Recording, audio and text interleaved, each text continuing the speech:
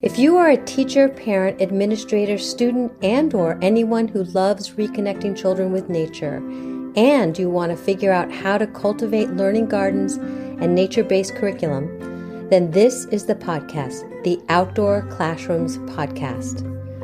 My name is Victoria Hackett. I am the founder of Outdoor-Classrooms.com and the Secret Gardens Nature Classes. I love witnessing the magic that happens when children are playfully learning outdoors. Observing the return of wonder and curiosity when children are interacting with nature is pure magic. This is the podcast that is going to help you capture children's interest and give you not only inspiration, but some real life strategies that are going to help you figure out how to use the outdoor space, your outdoor space, as a teaching tool, so you can enlighten the playful learning experience for young children. Welcome to our Outdoor Classrooms community. Hello, everyone. We have a special guest today, José Bergeron. She is a French-Canadian Indigenous Métis educator and writer who has been helping families feel at home in nature since 2009. A mother of 5, she supports families and educators raising nature-connected kids and strengthening parent-child nature connection through practical, research-informed guidance and storytelling. Her work has been featured all over CBC, Active for Life, Explore magazine, and her insights are referenced in parenting titles including, "Oh Crap, I Have a Toddler," The Call for the Wild and Free. She has also contributed to anthologies such as Emerge 24, the Writer Studio Anthology, and Theorizing Motherhood, Emergent Adulthood, Representations, Explorations. She is absolutely incredible. So she's also the author of Beyond the Front Door, Embracing Nature for a Happier and Healthier Family, which we are going to be talking about today. So her focus is on supporting child and parent well-being through connection with nature, and especially through unstructured outdoor play, age-appropriate independence, and simple seasonal anchors that help families return to the outdoors again and again and again. So without further ado, José, and I hope you enjoy this incredible conversation. José, I am so glad that you are here. We're going to jump right in. What inspired you to write Beyond the Front Door? So I had been writing about and sharing ideas to help families get outside for quite some time. So I started blogging in 2009. And over the years, my blog transformed from this almost personal journal where I was sharing everything from what I was cooking to what I was knitting. And it slowly evolved into a space where I was sharing more specifically my outdoor adventures and misadventures with my 5 kids. And I started getting a lot of parents and educators reaching out to me and asking me questions, asking me for resource recommendations, help with certain things. And so the space really became my blog, Backwoods Mama, became a website really for that purpose. And I got to a point in my own journey, really, with my connection with nature, or rather my disconnection, which is how my book starts. And I, as I journeyed through that and experienced those difficult moments, I really saw that a lot of other families were also struggling.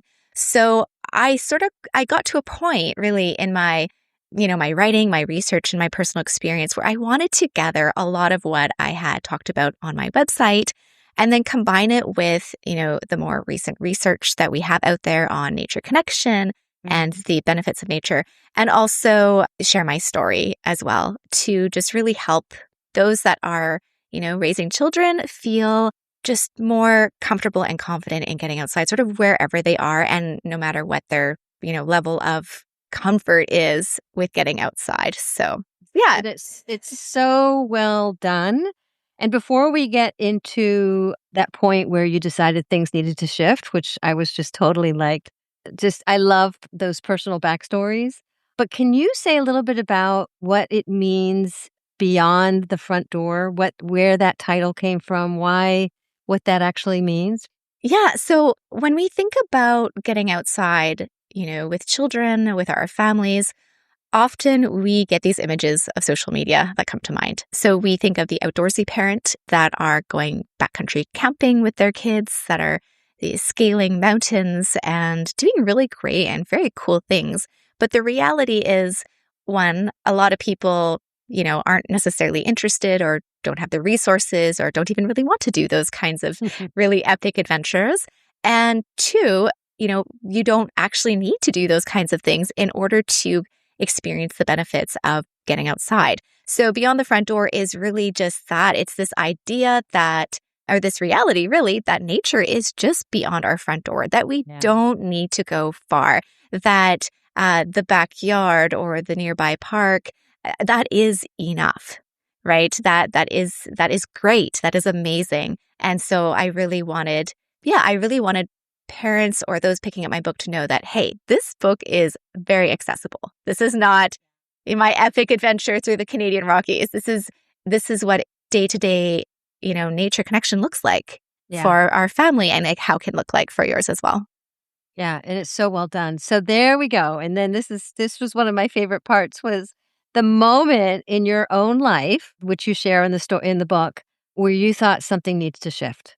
Yes, absolutely. So there was a kind of a bunch of different things that were sort of accumulating into this moment in my life. We had moved to a bigger city. We were living in a more rural area, and we were quite connected to community and to the land there. And so we moved to this newer, bigger city, and I was pregnant. We had a new puppy, or we had a younger dog, I guess. At that point, he wasn't a puppy, still a puppy, I think. And we had, kind of gone through the darkest days of the pandemic.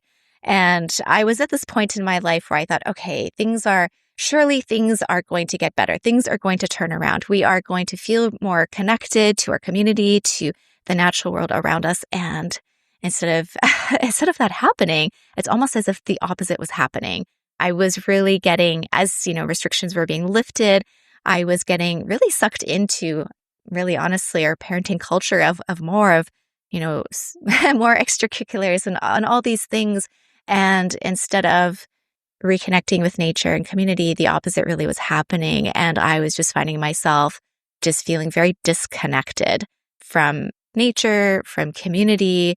And I hit a very low point where I, in fact, went beyond my front door, actually kind of ran away. Yes. And I just really, I think, needed to be able to step away in that moment because the world just felt like it was kind of crashing down on me. So I stepped away, and I just had this very sort of powerful moment where I went and I was able to sort of re-experience and kind of reconnect with nature. And it wasn't sort of this, magic where everything was better after that, but it was a beginning. Yeah. And it was a moment where from there I could see that things did need to shift, and slowly they did. Yeah. Yeah. And it's so interesting because I think so many parents and even educators are feeling that overwhelm and that burnout. And I hear when teachers decide to teach outdoors or parents decide to incorporate this into their parenting style, that they feel this lift that you're describing. And again, we just had school vacation week, and I have a parent child, and I've a lot of parents coming in going, oi, oi, oi. And so if you were to share one thing to these parents and even educators that feel this overwhelm, what would be one thing that you hope that they would hear from your book? So, I think the reality is that, yes, a lot of parents are overwhelmed. We are living in this period of time where parenting has become just so intensive. And in that, there's a lot of stress and anxiety and overwhelm. And so one thing I really wanted to share in my book was, I'm not asking parents to necessarily, drop everything or add another thing to their lives, because I realize, even as a parent myself, that isn't realistic. It's not necessarily very doable. So one thing I really try to share with parents and really try to encourage is to just, as we go beyond our front door, because we do, regardless of, what we're doing, whether we are going to school or we are going, to activities after school, even in those in-between moments, we can have more awareness of the nature that is around us. And we can use those opportunities to connect with the natural world. And sometimes it's in those, I like to call them micro moments of connecting with nature that can really help to ground us and just remind us to take a breath and to notice the nature around us. And even if you're in the city or in a more suburban area, which I live in that kind of area, there is still so much nature to see and to appreciate. And even in those little moments of noticing and intentionality, there's actually really great benefits. So, this is where my background's in nursing. And so this is where I pull a lot of sort of the research, because I think sometimes parents think, oh, if I want to experience the benefits of going outside for my child or for myself, we need to be spending hours and hours outside each day. And of course, the more time you can get outside, that's awesome. But I think a lot of parents don't realize is that even small moments of getting outside in those in-between moments, those micro moments, they actually make a really big difference. And I think that that's really, the message that I'm trying to share with parents and even with educators, because I know even in the world of education, there's often this struggle in the transition of getting outside. A lot of time gets, wasted in that. It can be very overwhelming.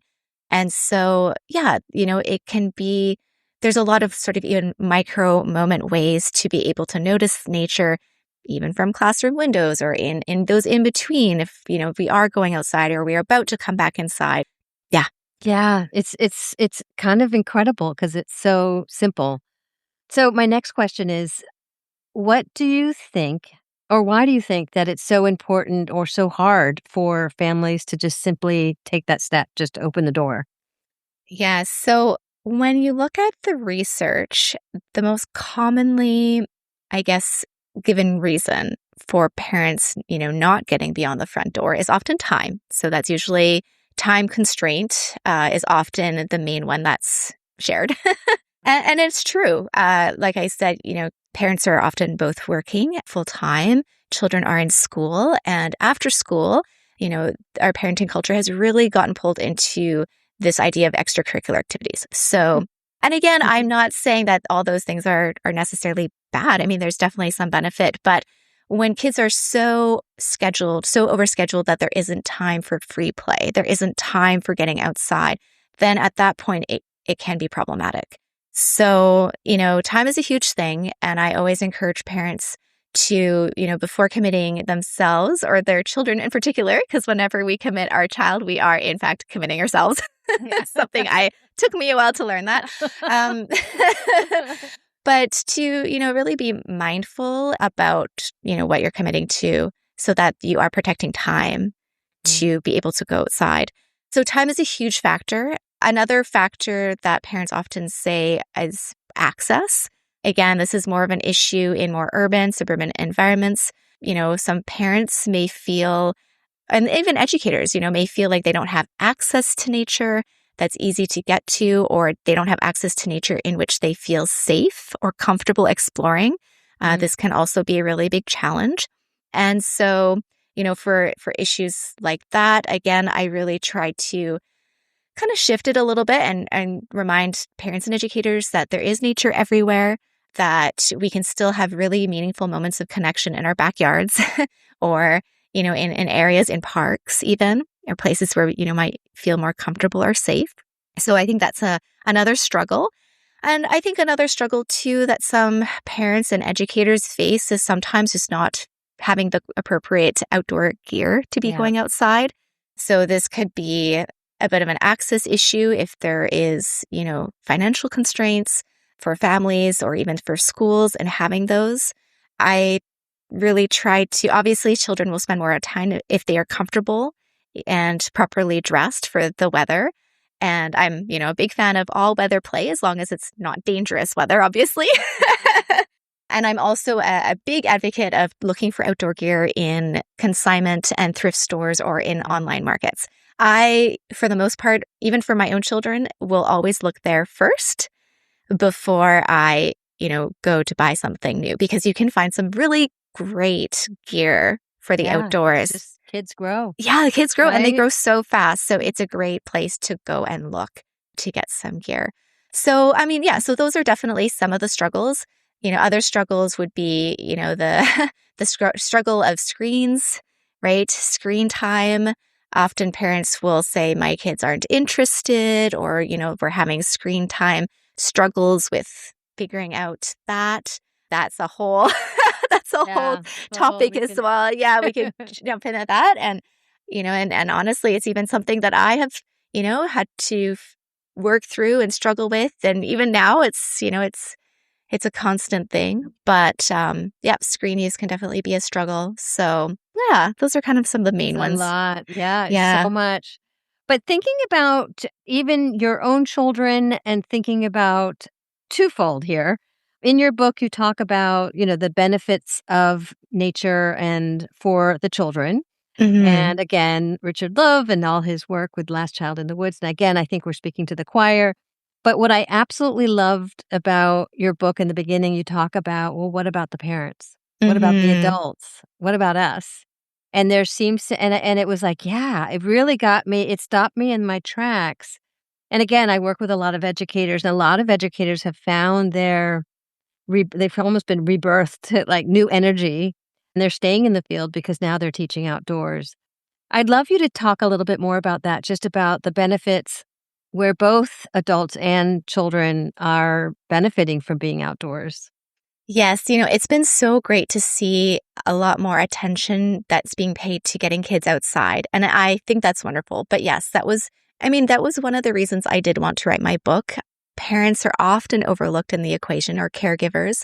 And, there's not a lot of research in this area, but there is some that has been coming out that do show that parents do play a very key role in getting kids outside, in fostering that connection to the natural world.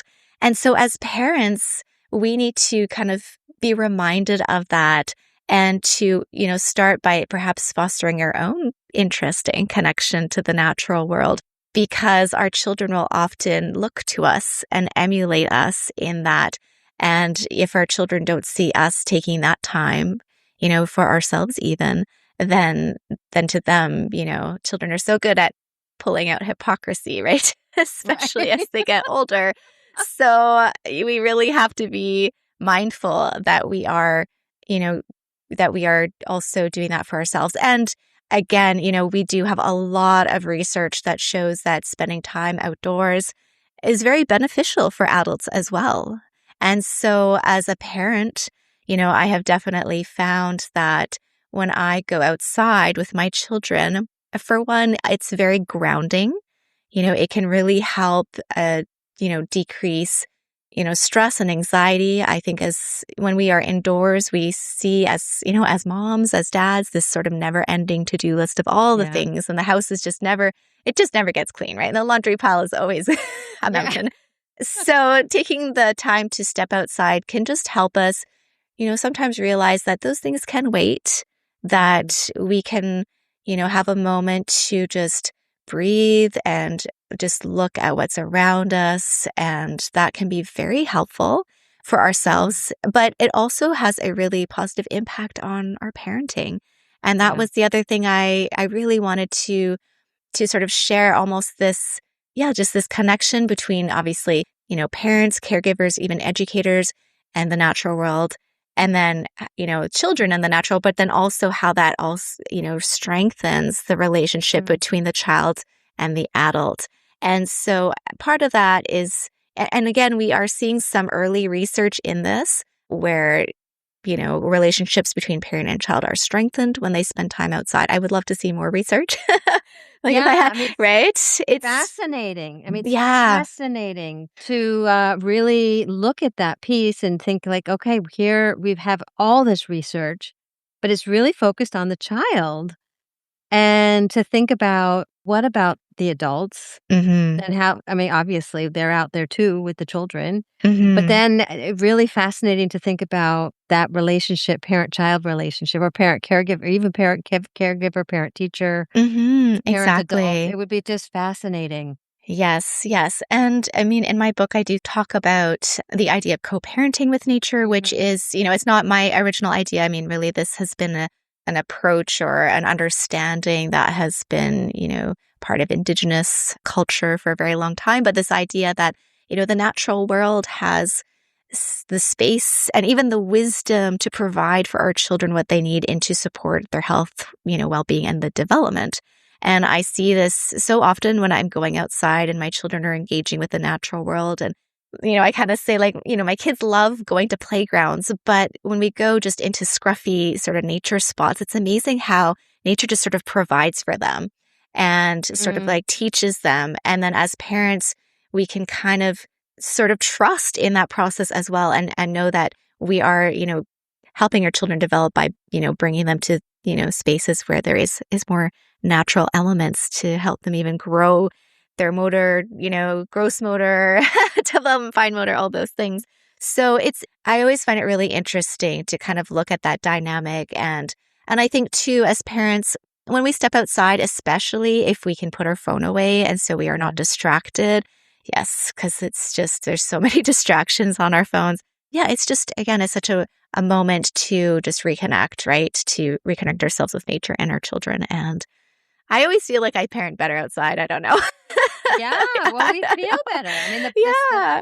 the birds are singing and it was just even interesting. I run a Secret Gardens parent-child classes or caregiver classes, and today I had a new little one that came, and the parent was saying, "Oh my goodness, she's usually so shy," and I really think it's because the environment. I think because Hmm. she was in nature, and nature kind of took care of her. We sort of had our little stories and songs and whatnot, and then the rest is sort of play. And it did not take her long to share that. And it was just interesting to have the parent sort of share that with me. And in the back of my mind, I'm thinking, oh, that's because we're in this outdoor classroom and nature is kind of doing its thing. And just this past weekend, I was also visiting a friend who's in a senior home, and she was just commenting about how lovely it is to have a window that's a low window because she's in a wheelchair, and the low window enables her to look outside into nature and how relaxing that was. So it really is for, again, all ages, all accessibility, and thinking about just that, how can we get more of it into our worlds? So thinking along those lines, what would be some simple making it doable? In your book, you have so many different examples. Not that I want you to go through all of them, but I love how you do go through the different seasons and give ways to connect with nature. Is there any simple practical things that maybe our listeners can get started off with? I know where to start. Yes, well, I think that for parents, caregivers, educators, and we touched on this a little bit. Looking at the barriers. What are the things that are preventing us from going outside? And I do sort of a little bit later in my book talk about sort of the habits, kind of the cognitive part. I find this is often something that's not talked about. We we sometimes hear parents say, like, I'm really struggling with getting outside, and other parents will say, well, just do it, just go outside, and that's really not helpful. So because it is actually really, sometimes it can be very difficult, transitioning from one sort of from inside to outside. And if you have young children, as I do, you also know that sometimes getting them dressed and ready to go outdoors can be like an Olympic sport, especially in the winter if you have snow. I mean, sometimes I just start sweating thinking about it. You So, have and 5. I have fun. Exactly. It's just like, oh, and I know that this is good for us. And still I'm thinking, oh my, this is going to be quite the thing getting out our door. So I think, it's really important to just hold space for that, to really look at, okay, how can we make that transition easier? Making sure we have all of our gear, our snack, our water, depending on where we're going. So just really trying to get into sort of these little habits so that we make those transitions as easy as possible. and starting really small. You talked about the window, for those people who are a little bit more, nervous about getting outside with their children, looking out a window or hanging a bird feeder if they have a spot that they can, so that they could even look at a bird feeder outside the window. I mean, these are really lovely, very simple ways to start to build that interest in the natural world and getting outside. Even if, again, if you're just kind of in the beginnings of this journey, something as simple as sitting on your front step or on your porch, having a snack outside, reading a book outdoors together, just really easing things in. Sometimes I hear of parents who are kind of starting to journey and getting outdoors more, and they, again, will maybe try a hike or something and it doesn't go well, and they think, well, I'm never doing that again. Well, maybe, start a little bit smaller. Sometimes even I go on hikes and I think, oh my goodness. Yeah, absolutely. Right?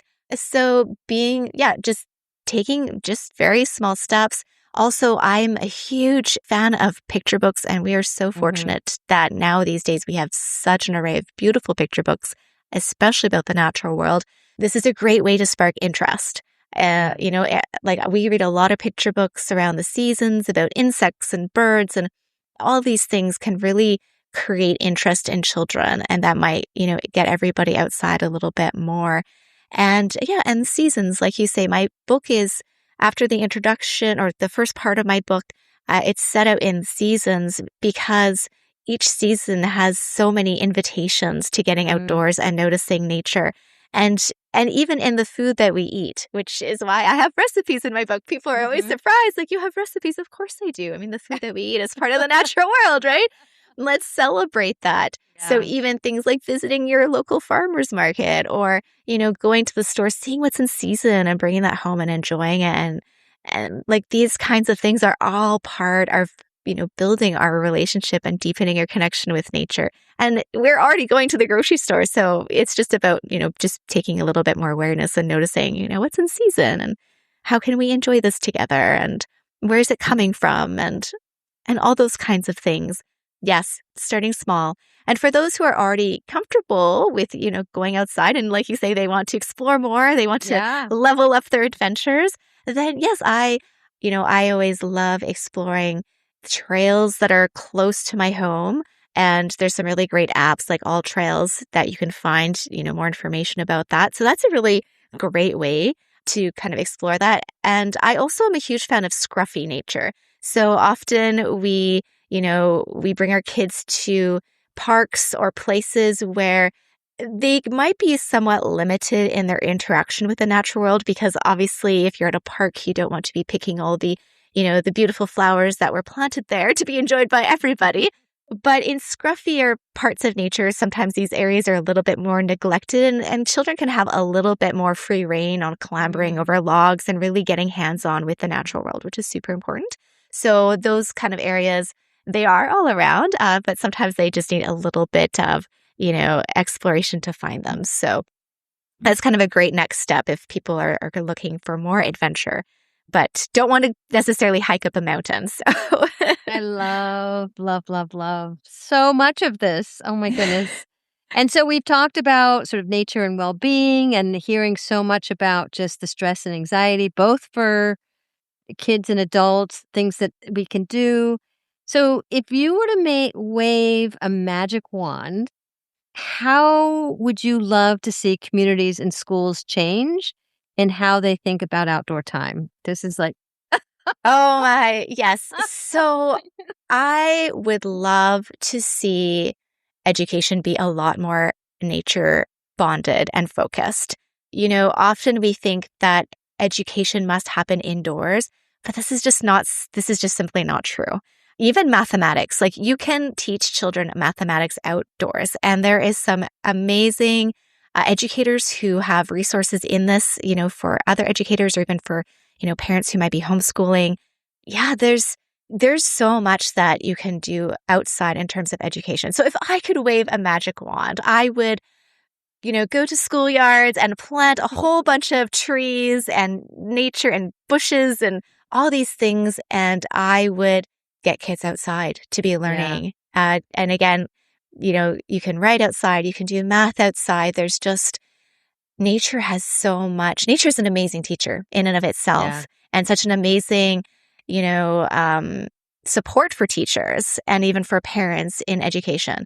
So I have some connections with other educators that do a lot of outdoor education, and it's amazing. It's amazing what they are doing with kids outdoors, and these kids are thriving. And I think that children would absolutely thrive, if they had the opportunity to learn outdoors. And often when we think about outdoor education, we think of younger children, but I would love to see outdoor education happen for all children and adolescents up to graduation. And often, if we have any listeners with older kids, often I find by the time kids get to be perhaps 10, 11, 12, we start to think, you know what, nature, that's not important anymore. Let's focus on academics. But this is just not the case. They need it more. They do. They really do. They need it more. And, we are finally starting to see more research focusing on youth and nature. And we need so much more. But I am happy to see that it's starting, because they really do need it, and they really do thrive when that is part of their learning environment and and where they are learning and how they are learning. So I know. I know, like that magic wand. I'm like, oh, that would just be so amazing. Don't you think? It would be amazing. Yeah, I imagine an outdoor classroom at every single school. I imagine every single educator that comes out of a training program being trained to use that outdoor classroom. And actually, after talking to you, as you were talking, I'm thinking, I imagine every new parent getting some sort of basket or something of like a, welcome basket when they have their child. I'm sort of just thinking about this as I'm talking to you. And I'm like, what could we give the parents? There must be something that, as I'm sort of, I'm working with a lot of teachers. I'm like, there must be something for those parents, like a class, not necessarily a class, but something that they can be exposed to this, your book. And I was like, my book. Yeah. Yes. But no, this is so true. And this is something that I've often, been really surprised about. And I do hope that this will start to change. And I'm, hoping I can have a positive impact there. Yeah. But, when we even talk to new parents and we're doing baby wellness checkups, like these are amazing opportunities for healthcare, workers to be saying, it is safe for you to take your baby outside. Yeah. In fact, it is very helpful for their well-being and their development, because I think a lot of parents are very nervous about bringing their children outdoors. Yeah. They are very fearful. And of course, yes, if we have extreme weather, but for the most part, it's very safe for little ones to be outdoors. Yeah. And same thing, I've often thought, wouldn't it be so great, right? In that those last appointments, postpartum appointments, if the midwife or the doctor was saying, hey, go outside. We gotta get in there. I know, exactly. So anything that I missed in terms of, I guess, what role do you think this connection to nature play is going to be in raising the next generation? I think it's going to be important. And I think, in my book, I talk a lot about nature connection. And, just for listeners who might not be familiar with that term, it's really looking at the more relational aspect between a person and the natural world. So, when we feel closer to nature, then we actually experience more benefits from being outdoors. And when we foster that relationship in our children, then they are more likely to, grow into young adults that are going to want to care for and, love our planet. And so, and this is kind of one thing that I've seen is starting to shift, because we are getting more research that's focusing on this kind of nature connection and this relationship. But I have seen, myself and even in education, that sometimes there's a lot of focus on just like knowing facts about nature, right? That's sort of more like, this is a rose bush and this is that. And information like that is great and can be super helpful in deepening connection, but we have to first start by just allowing that connection to happen. And so again, I talk about that in more detail in my book. But it has been really neat to actually see more conversation around sort of that relational understanding and experience of being outdoors. And I think it's going to continue to grow because, I think researchers and educators and we're just noticing that makes, having that perspective just makes a really big difference. And also, I think it takes a little pressure off of parents and educators because sometimes we have this idea that we have to know everything about nature to go outside, but you don't. You really don't. You can. The beauty. That's the beauty. You can be curious alongside children, right, or your child. So, and then then you loop back to that research. So exactly, yes, like that parent-child relationship. Mm-hmm. So, just to close slowly, I could talk to you all day. I know. Just thinking about, since writing your book, was there something that surprised you the most? Something that in the process, or?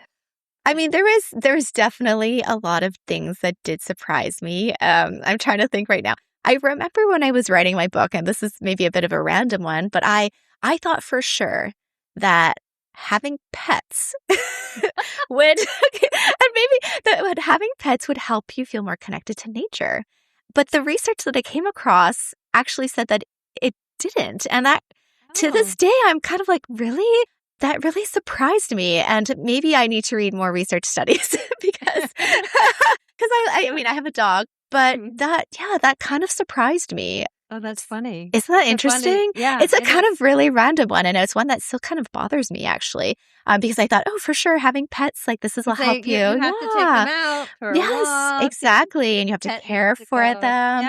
Yeah. So again, maybe somebody listening to me talk about this will say, actually, there's this other research. And if they know of some, please reach out to me and let me know. Because yes, that was one thing that sort of surprised me. But then on a more positive note, things that surprised me was just, again, that, you don't need to be spending necessarily hours and hours outside each day, right? That the research is there that shows that just meaningful moments throughout your day does have a positive impact on your health and well-being and your child's as well. And, that for me was just such a breath of fresh air as a parent. And so it was such a delightful surprise to be like, oh, wow, actually, this is supported by the research. Yes. And so I really hope that for parents, caregivers, educators, as they hear about this and, if they read my book and learn more about it, that it also for them is, helpful and supportive, because I think that it's in those small sort of little things that we do and the habits that we have and those connections and the noticing. It might seem like it's not a lot or not enough, but when they all come together, it does create something just beautiful and magical. Oh my gosh. You just answered my final question, which was a final seed of inspiration. I don't think that was it. Don't you think? I think that was, I think seed of inspiration. I'm so inspired. But you give such a beautiful, I get goosebumps. You give such a beautiful perspective for parents and educators. And I love that marriage, and I love the magic wand and thinking and rethinking how we can really support just even our families and change that perspective. So exactly. I want to thank you for the body of work that you have put into the world. Your book is absolutely gorgeous. Thank you. And I love the mix of recipes and things that you can do, plus all the research that you have brought into it, and with that nurse perspective and your own personal stories. I mean, it's got it all. So thank you. Well, thank you so much for having me. It's been such a delight to talk to you. And honestly, I could probably chat all day. So, Thank you for tuning in to today's episode. If you're ready to take the next step and dive deeper into our communities, here's how you can get involved. First, you can join our 1-hour workshops. These happen every month with fresh and exciting new topics each time. It's a great way to get a taste for what we offer. If you enjoy the workshops, you can become part of our Circle membership community, and this will give you access to not only all the new workshops that happen every month, but it will also give you access to our entire workshop library, which is growing. It will also give you access to our monthly roundtable discussions. And also, as a member, you receive exclusive discounts on all our programs. It's wonderful, wonderful family. The final step if you would like to dig deeper into our community, is to join our Outdoor Classrooms Teacher Certification Program. This program is for those educators who are eager to dig even deeper into our programming, and it's the perfect next step. If you want to learn more about each of these programs, or you're not sure where you need to start, or any questions that you might have, schedule a one-on-one discovery call with me, Victoria Hackett. I will put all of that information in the show notes. You can also go to our website at www.outdoor-classrooms.com to learn more information. We can't wait to welcome you into our community. Until next time,